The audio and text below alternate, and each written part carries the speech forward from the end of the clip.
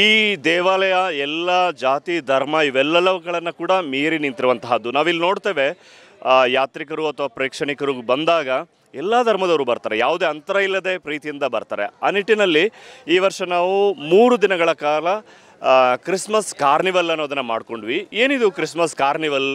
ಇಲ್ಲಿ ಅನೇಕ ಆಟೋಟಗಳು, ಈ ಕೇಕ್ಗಳು ಮತ್ತು ಬೇರೆ ಬೇರೆ ತಿಂಡಿ ಮತ್ತು ಊಟದ ವ್ಯವಸ್ಥೆ, ಅಂದರೆ ಅವುಗಳಲ್ಲಿ ಅಂಗಡಿಗಳಲ್ಲಿ ಮಾಡಲಾಗಿದೆ.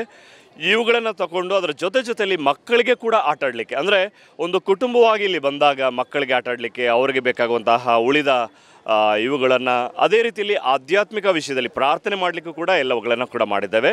ನಾವು ನಮ್ಮ ಬಲಭಾಗದಲ್ಲಿ ನೋಡ್ತೀವಿ ಕ್ರಿಸ್ಮಸ್ ಗೋದಲಿಯನ್ನು ಮಾಡಿದ್ದೇವೆ. ಕ್ರಿಸ್ಮಸ್ ಗೋದಲಿ ಈ ಸರಿ ವಿಶೇಷವಾದದ್ದು, ವಿಭಿನ್ನವಾದದ್ದು. ಏನಿದು ವಿಶೇಷವಾದದ್ದು, ವಿಭಿನ್ನವಾದದ್ದು ಅಂತಂದರೆ ಕ್ರಿಸ್ತ ಜನಿಸಿದಂತಹ ಆ ಊರು, ಗ್ರಾಮ ಮತ್ತು ಸುತ್ತಮುತ್ತಲಿರುವಂತಹ ಪ್ರದೇಶಗಳನ್ನು ತಗೊಂಡಿದ್ದೇವೆ. ಜೆರುಸಲೇಮ್ ಪಟ್ಟಣವನ್ನು ಮಾಡಿದ್ದೇವೆ. ಅದು ಅರಮನೆಗಳ ನಗರ, ದೇವಾಲಯಗಳ ಮಹಾನಗರ. ಅಲ್ಲಿ ಯೇಸು ಜನಿಸಲಿಲ್ಲ, ಬದಲಿಗೆ ಬೆತ್ಲೆಹೇಮ್ ಎನ್ನುವಂತಹ ಒಂದು ಕುಗ್ರಾಮ, ಒಂದು ಸಣ್ಣ ಗ್ರಾಮದಲ್ಲಿ ಜನಿಸ್ತಾರೆ. ಒಂದು ದನದ ಕೊಟ್ಟಿಗೆಯಲ್ಲಿ ಜನಿಸ್ತಾರೆ. ಅದರ ಪರಿಕಲ್ಪನೆಯನ್ನು ಕೂಡ ಅಲ್ಲಿ ಮಾಡಿದ್ದೇವೆ. ಅದೇ ರೀತಿಯಲ್ಲಿ ಯೇಸು ಸ್ವಾಮಿ ಬರೋದಕ್ಕಿಂತ ಮುಂಚಿತವಾಗಿ ಸ್ನಾನಿಕ ಯೋವಾನರು ಮಾರ್ಗವನ್ನು ಸಿದ್ಧ ಮಾಡಲು, ಈ ರೀತಿ ದೇವರ ಪುತ್ರ ಬರುತ್ತಾ ಇದ್ದಾರೆ ಅನ್ನೋದನ್ನು ಮಾರ್ಗ ಸಿದ್ಧ ಮಾಡಲು ಬೆಂಗಾಡಿನಲ್ಲಿ, ಅಂದರೆ ಮರಳುಗಾಡಿನಲ್ಲಿ ಆ ಸಂದೇಶವನ್ನು ನೀಡುತ್ತಾರೆ. ಅದು ಜೋರ್ಡನ್ ನದಿಯ ಆಚೆ ಇರುವಂಥದ್ದು. ಆ ಒಂದು ಪ್ರದೇಶವನ್ನು ಕೂಡ ಅಲ್ಲಿ ಮಾಡಿದ್ದೇವೆ. ಪಕ್ಕದಲ್ಲಿ ಜೋರ್ಡನ್ ನದಿಯ ಒಂದು ಕಲ್ಪನೆ ಕೂಡ ಮಾಡಿದ್ದೇವೆ.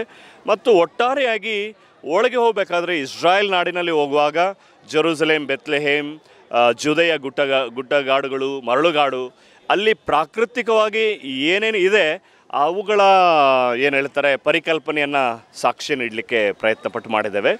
ಬಹುಶಃ ಜನರಿಗೆ ಸಂಪೂರ್ಣವಾಗಿ ಅರ್ಥ ಆಗದಿದ್ದರೂ ಕೂಡ ಆ ಒಂದು ಸ್ಥಳ ಏನು ಹೇಳ್ತಾರೆ ಐತಿಹಾಸಿಕವಾಗಿಯೂ ಮತ್ತು ಅಲ್ಲಿ ವಸ್ತುನಿಷ್ಠೆ ಏನಿದೆ ಅದರ ಬಗ್ಗೆ ಟ್ರೈ ಮಾಡಿ ಅದನ್ನು ಮಾಡಲಿಕ್ಕೆ ಪ್ರಯತ್ನ ಪಟ್ಟಿದ್ದೇವೆ. ಬೆಳಗಿನ ಈ ಸಮಯಕ್ಕೆ ಸ್ವಲ್ಪ ಜನ ಕಡಿಮೆ ಅಂತ ಅನಿಸ್ತದೆ. ಬಹುಶಃ ಮಧ್ಯಾಹ್ನದ ಮೇಲೆ ಅಥವಾ ಸಂಜೆ ಬರುವ ಸಾಧ್ಯತೆಗಳಿದೆ.